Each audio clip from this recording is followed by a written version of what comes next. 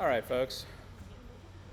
So the next thing I want to show you really quick is what you need to do with the LEDs. So once you've got them soldered up like this, you need to heat shrink around that resistor because it'll short out. So this is one of Sam's. I'm gonna just unravel it for a second.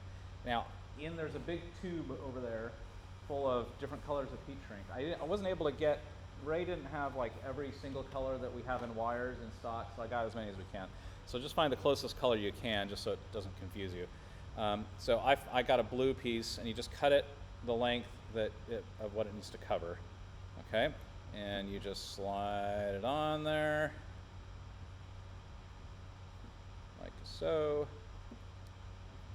And you want it to go all the way up and touch the bottom of the LED, okay?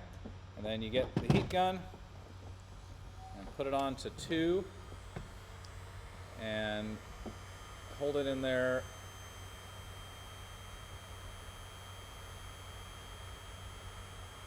Shrinks it.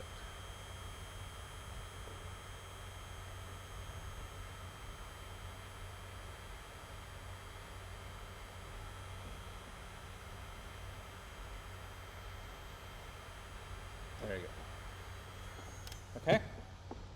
So that just shrinks around all of that so it's not going to short to the other side of the LED. Now, if you want to shrink the other side of the LED, you can.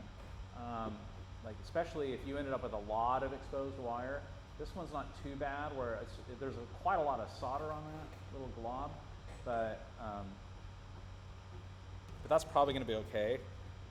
But if you didn't like trim your leads very short, excuse me, if you didn't trim your leads very short and you've got like a lot of exposed wire or something, you can go and sleeve over that too. You're going to want to because this is all going to get crammed into one little tiny box. Okay, so there you go. Now, when it comes time to mount it in the box, give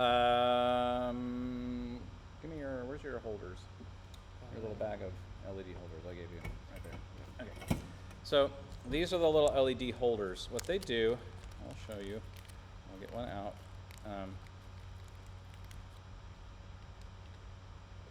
Okay, they just look like that. What you're going to do is you're going to stick those in the top of the box, outside of the box. Shove that down in there. Just make sure all the little tabs squeeze in there. And you're gonna have to really push it with your thumb or something to like get it to lay flush. Okay. Once you get it all the way in there, then you bring the LED in from behind and push it in, and you're gonna need to get your fingers in there and really push it so that the ridge sits up against the little tabs. Okay. So you want to get that LED pushed all the way in, and it'll just barely poke out the other side. And that'll be pretty snug, okay? So that's what you gotta do.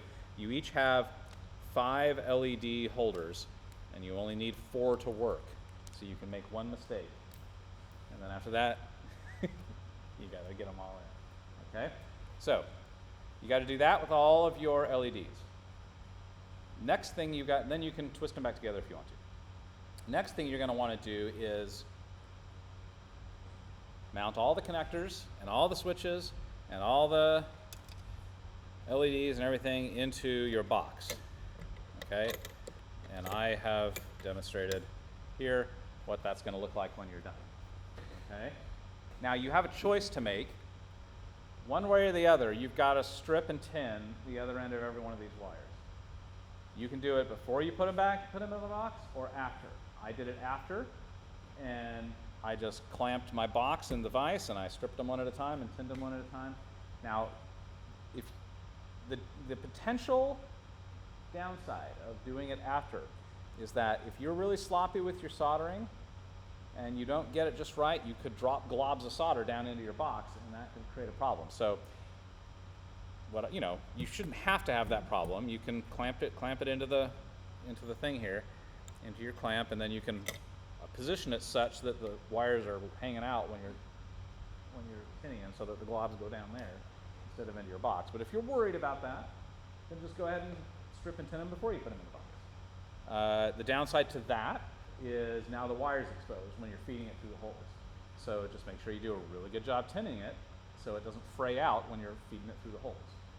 Okay, so it's up to you. You can do this before or after, but either way, you got to strip and tin every single wire. At the end of, because every single wire has got to go into the board, and you're going to end up with something that looks like this.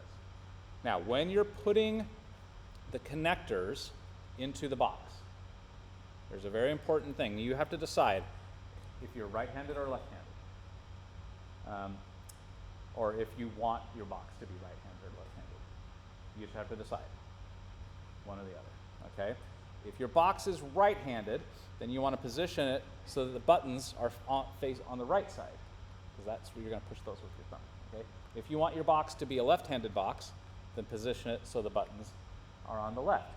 And the reason this is important is you have to choose which side to put the XLR connectors. The XLR connectors are the only ones that are different. Every other connector is the same on either side.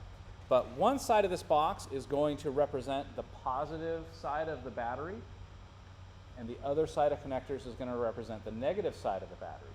And you want the XLR pins connector to be on the positive side. Okay, because that's the only connector that traditionally is sending signal out. Okay, and the socket connector is traditionally collecting signal in. So you want the pins connector to be on the positive side of the box. And the positive side of the box should be on the side where the buttons are going to be. Okay,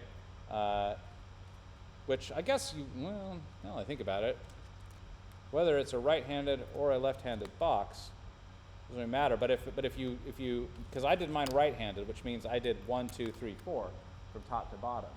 So if I flip this around and did it with my left hand, then I'd be doing 4, 3, 2, 1. So if you want to make a left-handed box and you want the buttons to be on the left, then you put the pins connector on the left, and then you solder these up in opposite order than what I did, so that they're 1, 2, 3, 4 when facing this way, as opposed to 1, 2, 3, 4 when facing this way. Just up to you. I did a right-handed one because I'm right-handed. If you are, do we have any lefties here? No lefties? Okay. Well then, just do it like this then. That whole speech I just gave you didn't need to be made. Yeah, okay. All right, so once you have got to this point, and you've got all the wires stripped, everything's loaded in, including the switches and the LEDs, and everything's good to go, it's time to solder the circuit board. Now, I screwed up, and I forgot to order the circuit boards. What? I thought I had ordered them. I thought they were in the box, but I went to look yesterday, and they're not in there. But I do have one from my prototype this summer that is not used. So this is what it's going to look like. Oh, it's so small. Yeah, so I'm going to show you how this is to be done, but you will not have a circuit board today. But you will have a circuit board tomorrow. They are being overnighted from Adafruit this morning. I just got the ship notification that Lady Ada put them in a box this morning. We will have them tomorrow, so I will bring them over to the shop and I will put one of them on each of your little stations. And so you can come in between now and Thursday if you want to and start working on it, but I will demonstrate how this is to work. Okay, so this little circuit board, let me explain how this works. Can I get this to focus on this? Let's try. It wants to. There's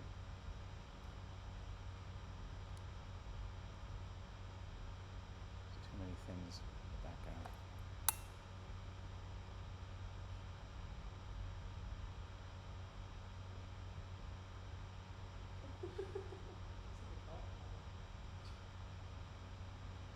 I think there's actually a setting for this. I think there's like a close focus setting. Anyway, what's going on here is, well, let's look at the back first. If you look on the back, you will notice that there are some long rows here of holes. 1 row, 2 rows, 3 rows, 4 rows, okay? And the holes that run along this direction are all electrically wired together. So if you put, let me show you with my meter what I mean. This is super, super important concept. So here's my meter. Okay, so if I stick my meter on this side of this first row and the other on the other side, I get continuity. Okay, so anything you put in any of the holes on that row will automatically be wired together.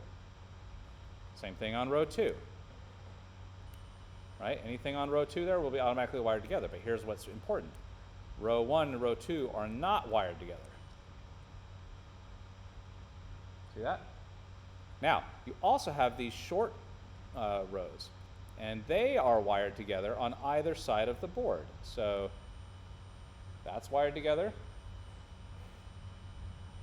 and row 2 is wired together, but row 1 and 2 here are not wired together. Okay? So anything you put in those 5 holes will automatically be wired together. But you could put 5 other things in the set of holes next to it, and they will not be wired together with the other ones. Okay? That's very important. Now, if you look at the board now, those long rows are labeled. So you can't kind of see it, but this has a positive label on it that's red. This has a negative label on it that's blue. And then they're flipped on this side. So now it's positive here, negative here. So here's what you want to do. You want to orient it this way so that the inner positive one is over here. And this is going to be where you put all of your positive side connectors. And then the negative side that's close is over here, and this is where you're going to put all your negative side connectors. Okay? Now, here's what you're going to do. I just gave you all a 9-volt battery clip to hold the 9-volt battery. And it has this little connector on it because that's how it came, but you don't need that, so we're going to cut that off. Okay? So I'm going to cut that off. And then you're going to just kind of separate the 2 wires a little bit, like so. And get the box out of the way for a sec. You're going to strip and tin those. Now, I'm going to demonstrate this one purposely because I want to make a point about tinning these wires, both these battery ones, but also the ones that are going to be coming off of your connectors.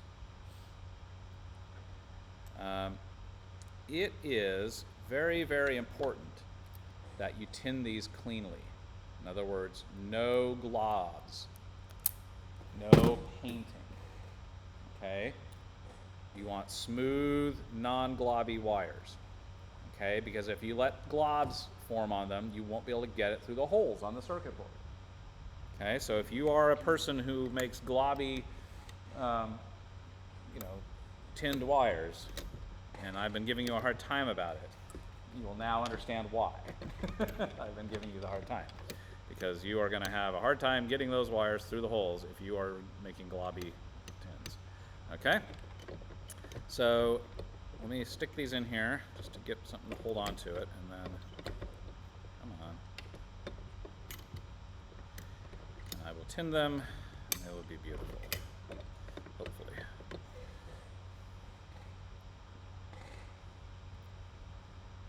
All right.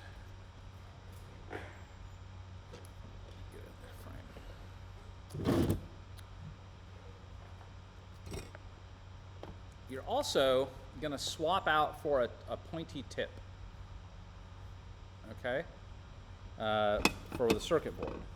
So once you've done all your connectors, then come find me and we'll get you a pointy tip, because you need a tiny, teeny, tiny pointy tip for these circuit boards. Okay? So I'm just going to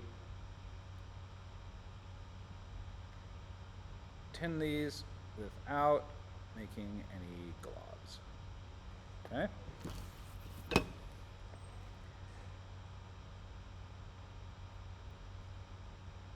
No globs.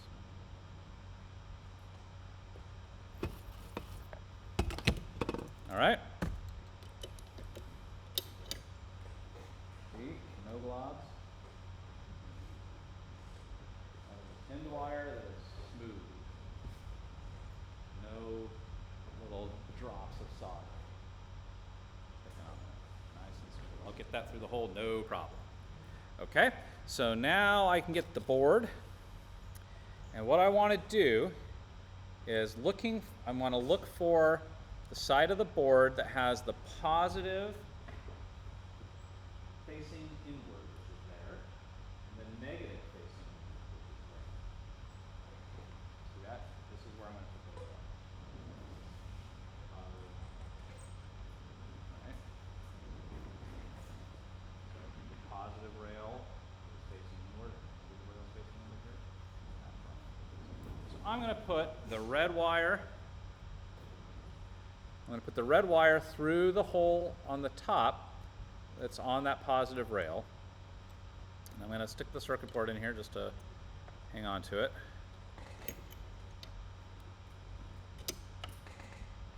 And see if I can angle this so you can see it.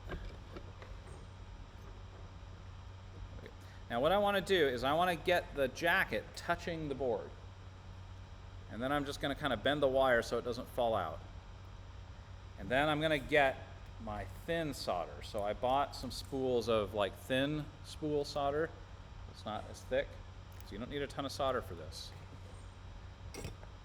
And I'm going to stick the soldering iron on the hole, heat it up, and then feed a little bit of solder, and I'm going to let it flow in there and hold it in place. There it stood.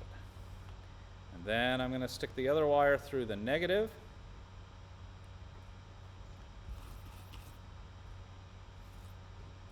My tip wasn't super clean for that. Make sure you clean these tips. And I'm going to stick the iron on the hole, heat it up, feed a little solder, watch it drop into the hole. When I see it drop in, I let it go. You don't need much. Tiny, that's why I gave you small, thin solder, because you don't need much for this. Okay. See what we did? See how this one, because my tip wasn't clean, this one slid a little bit and I got a little block. It's not the end of the world, but ideally you would not. See how that one, no block.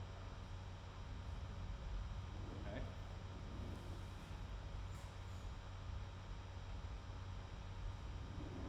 And now, this is where your flush cutters will suddenly have a very important job, which is you lay this down here with the flush side towards the board, and you lay it along the board and you cut. And if you soldered that right, you should have nothing sticking out, and that one, see, I messed that one up. That one that was globby. All right, I'm gonna fix this one. That was a fortunate accident. So now I can show you why no globs. All right, I'm gonna redo this one. Retin it real quick.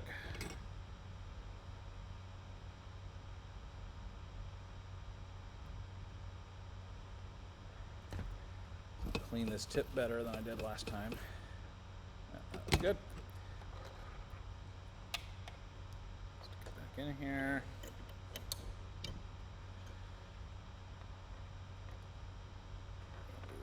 Put it through the hole.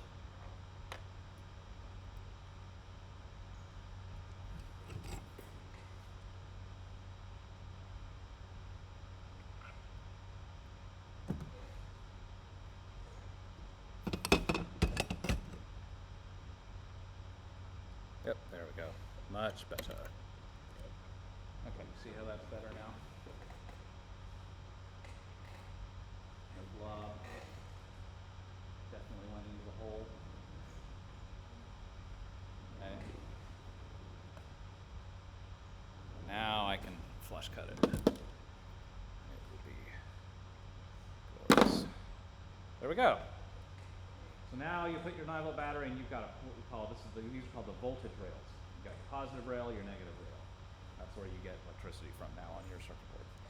So now what I'll do is I'm going to start doing the board, or the box, okay? So I'm gonna clamp my box in here. And we got a lot of soldering to do. So what you want to do is you want to take all of your positive side connectors and you want to solder them to the positive side of your board. Okay? And you're going to solder it into these rows because you want all of your button 1 pins to go into a row that puts them together. Now, for 1 and 2, you're probably going to need to use 2 rows. Let's count them up. I've got, for pin 1, I've got 1, 2, 3, 4, 5, 6, plus a switch.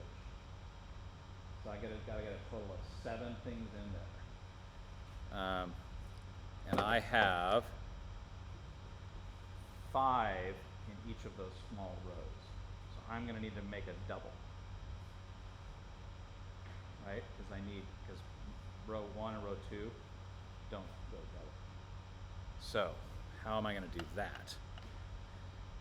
Well, I'll show you.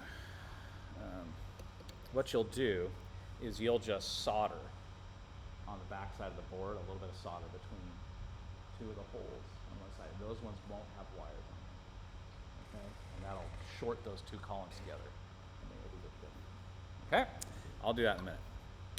So let me get the box in the clamp here. And I also figured out a trick to get that one stubborn screw. oh, good.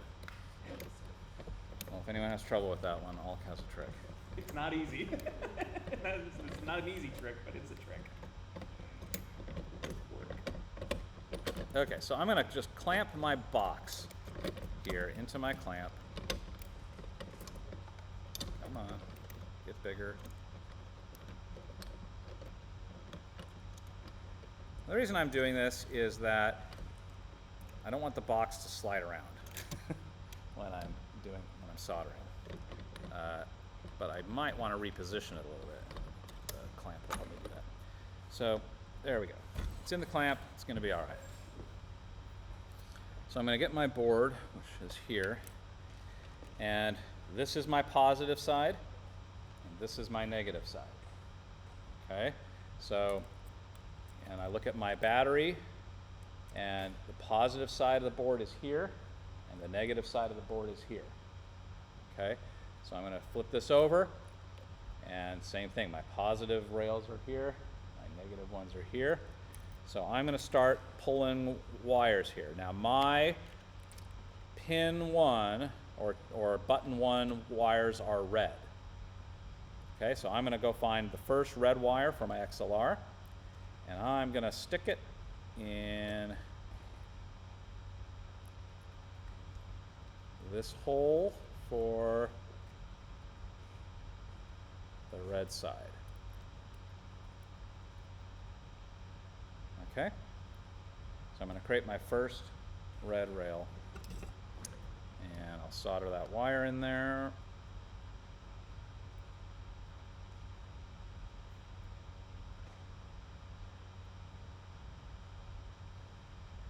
That went in there. You want to watch the solder drop into the hole. That's when you know you did it.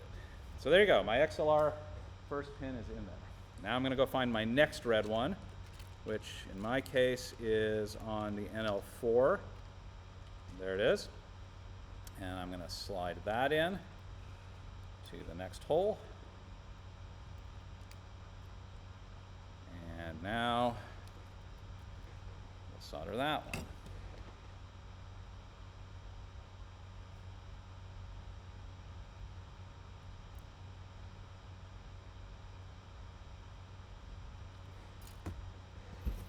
Let me show you what we got now. So you can see. I've got 2 red wires. First one is to my XLR, second one is to my NL4. Soldering the red and the yellow together. All my red wires are going to go into one of those holes. That's the switch. I'll let the first one empty because I'm going to put the switch in. Okay?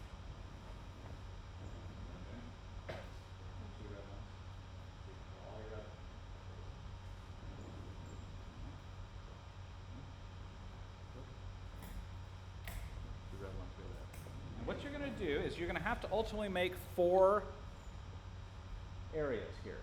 So for your button 1 and button 2, you're going to need 2 rows for each of those. So I would suggest putting a space between each of them. So I'm going to make my button 1 2 rows there, and then I'll skip 1, and then I'll do my button 2 will be 2 rows there. I'll skip 1, then my button. Then at that point I'll be good to go. My button 3 I can get by with that with 1 row. Skip 1, my button 4 can be 1 row. You do that side, and then you do the other side, now with the negative side connectors. And you get every color that corresponds to each button soldered together on the board. Is that making sense? So I'm going to be working on this today and soldering mine up, and I'm going to leave it so you all can see. But when you get to that point today, you won't get to do this today, okay, because you don't have the board today. Today you need to strip all these wires, tin them, get all the connectors mounted in the box, get the LEDs, the buttons, get everything in there, get it ready to go, and then you can come by tomorrow, as soon as I get the box, I'll bring it over here and start soldering this board. You can work on that this week, or next class we can do it as well. Okay? Questions? This is where the colors come in handy. If you did the colors right and you didn't get lost in make sure all the colors get put to the right pins, then this mess of cables will make sense. You won't have to trace them all. You'll just know, oh, there's a red one that came from the right side. That'll go in here. There's a red one that came from the right side. That'll go here. Yes? Makes sense? The other thing you're going to do is on your switches. So I've got my switches here. So here's the 2 wires that came off my switch number 1. And I did red because that's my color for switch 1 for one side of the switch. And then I picked a new color, in this case white, for the voltage side. So I'm going to put the voltage wire into my positive battery rail. So it'll get power from the battery. See that? That's my white wire is coming off of my switch, and that's my voltage. So you can put that on that row where you put the positive battery. When you say switch, you mean The switch. button. So One is switch and one is button. Because you keep saying button. they're the same. Okay. I just want to make sure I got it. So the switch, a switch is an electrical term, and the switches can be push button, Yeah. or they can be rocker, or they can be toggle, or they can be right. So yes. The button is just a cap, but what's actually happening inside is the switch. So where does the LED go? Does the LED go from Good question. So the LED, you should have 2 colors on your LED as well. One will be hook up to the same side with all of the connectors for the button. That's the switch. But in this case, the LED takes the place of the switch. So the side of the LED that has the color that corresponds to each circuit goes into each of those collections. And then the other side of the LED, in my case, I chose black. That gets soldered to the negative battery terminal. And then it will work. conceptually question? In theory, could you put 2 wires or Yeah. Yeah, I mean, that'd be hard to do because the holes are small. But Yes. Yep. The whole point now, there'd be a much easier way to do this, and a much easier way to do this would be collect all the red wires, twist them together, and solder, put a little bead of solder on it, and tape them. That'd be functionally the same thing as what we're doing here. The downside to that is if you ever have to fix something, like if the connector goes bad or something, you have to replace a connector, and you have to open the box, then you've got a big project on your hands. But this way, if you do it this way, you can just desolder one little terminal on the circuit board, remove that connector, and put a new one in, and you won't disturb anything else. That's the idea. Okay? There you go. You have plenty to do now.